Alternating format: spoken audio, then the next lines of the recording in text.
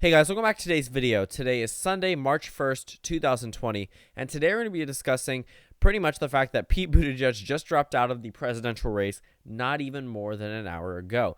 And Joe Biden was left without an endorsement at the end of Pete Buttigieg's speech. He hinted that he did not want the direction of the Democratic Party to go into Bernie Sanders territory, pretty much discussing a unified Democratic Party.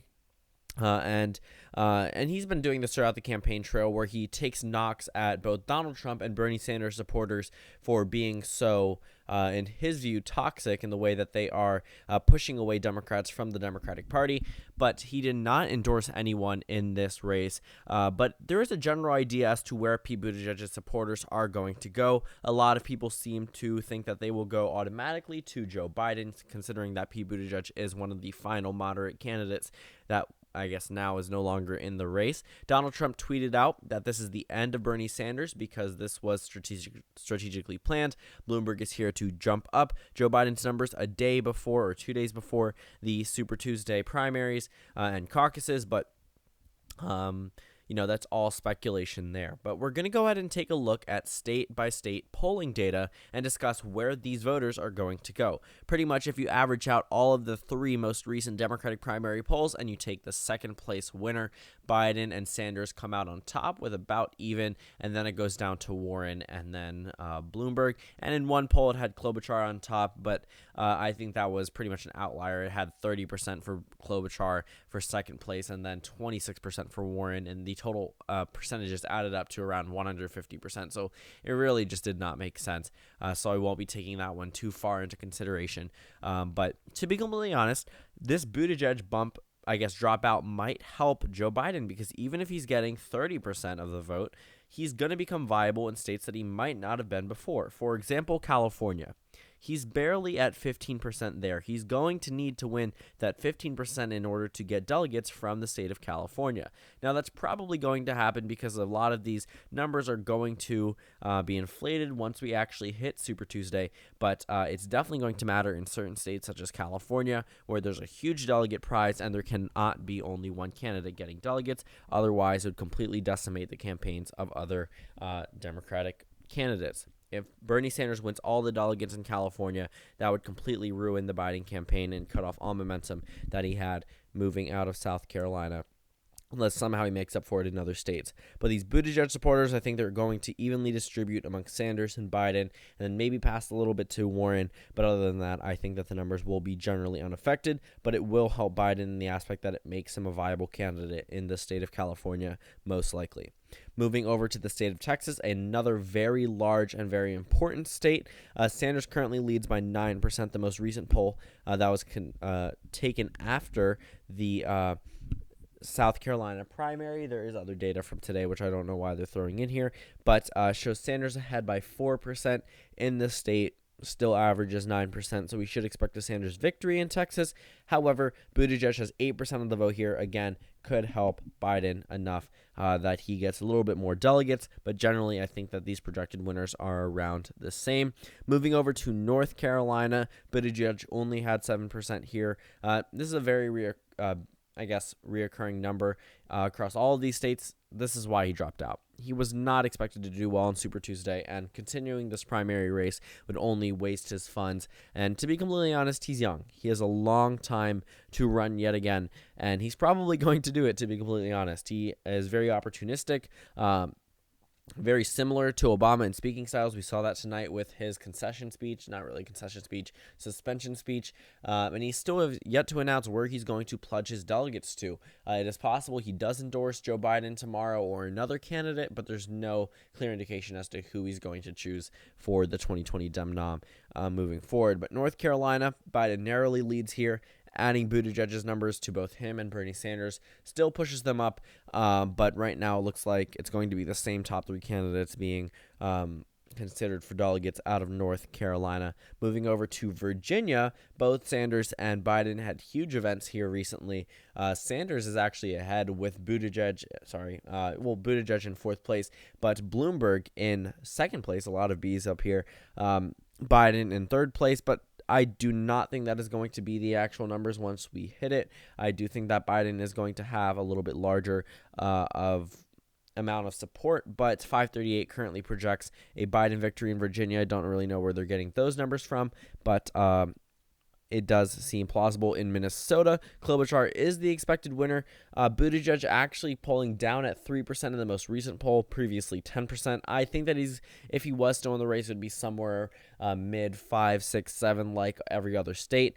But now that he's out of the race, to be honest, Klobuchar is probably going to get a lot of that support just because it is her home state. Other than that, Minnesota shouldn't be affected too much. Moving over to, I don't know why we're focused on Michigan. Let's go ahead and hit 538. Florida, we can ignore.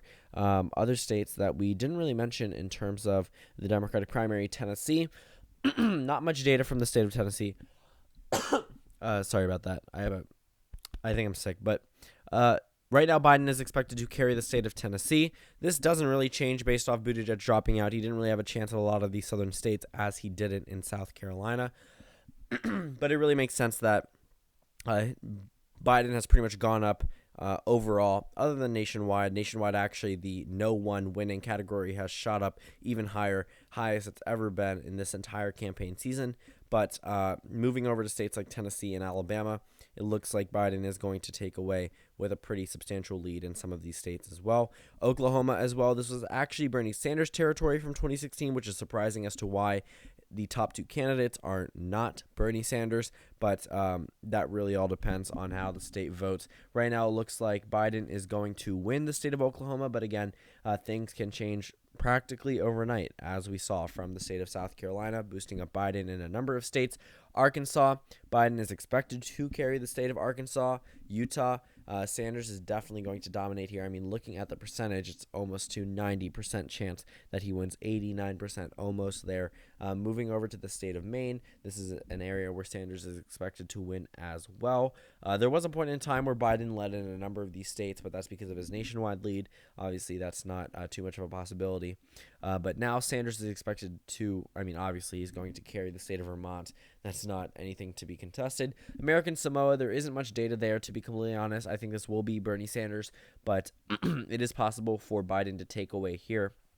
But like I said, Texas is expected to go to Joe Biden, surprisingly, despite all of the polling data proving otherwise. We'll see at the end of the day. It really all depends on voter turnout and how people are going to treat Bernie Sanders as someone who, not recently, but lost that state by a pretty large margin back in 2016. So it should be pretty interesting taking a look at that. Though Biden is expected to win the most votes, Sanders ends up winning more delegates, which is kind of weird, but that's just how it goes. Iowa, Buttigieg won more delegates, even though Sanders won the popular vote. Therefore, Buttigieg won the Iowa caucus. Same thing would happen here. Sanders would end up winning the state of Texas overall, but there still would be a little bit of support and delegates going for Biden, and he possibly could win the popular vote here.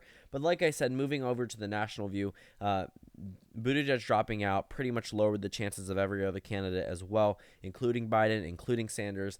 Now Sanders is back to one of his lower points in terms of in terms of chances of winning the nomination outright. It looks like it's going to actually be a contested convention. And that's exactly why every last delegate will count, which is likely the reason that Buttigieg has not endorsed anyone yet. When you move over into the Democratic nomination process and it's the first vote, if Buttigieg gives his delegates to Sanders, it puts him even closer, needing less superdelegates, or if he pushes up Biden, it makes him a more reasonable candidate for superdelegates to support. Really all depends. The person that I do think might actually deal a death blow to the Sanders campaign is Michael Bloomberg. If Bloomberg ends up winning a certain amount of races, or not winning races but coming in second, third place, he could get delegates, drop out of the race in about a month or two, pledge them all to Joe Biden to stop Bernie Sanders from becoming the nominee, and therefore Biden would jump up in terms of pledged delegate count, almost rivaling Bernie Sanders if the numbers continue. In fact, if we take a look at where these delegates are expected to be, it looks like Sanders will end up with 1,629, Biden with 1,373, Bloomberg with 655, Warren with 233. If Bloomberg pledges all of those delegates over to Joe Biden, he would win the nomination outright. So there would be no need for a contested convention. That's obviously if Bloomberg drops out and if he makes it that far, if Bernie Sanders doesn't dominate in other states. But as of right now, the projected numbers looks like it very well could be a centrist wall that blocks the possibility of a Bernie Sanders presidency, which could alienate a number of voters. I understand that argument, but at the same time, the Democratic Party, or the establishment Democratic Party, is going to do everything they can to keep a moderate nominee. So sorry for going off on a bit of a tangent there, moving away from Pete Buttigieg dropping out to discussing the DNC and its tactics itself. But that's pretty much it for today's video. So tomorrow I will be analyzing South Carolina's results and doing a final prediction myself for Super Tuesday. But other than that, that wraps up this video. So thank you guys so much for watching this video. Make sure to comment down suggestions below, and I will see you all tomorrow.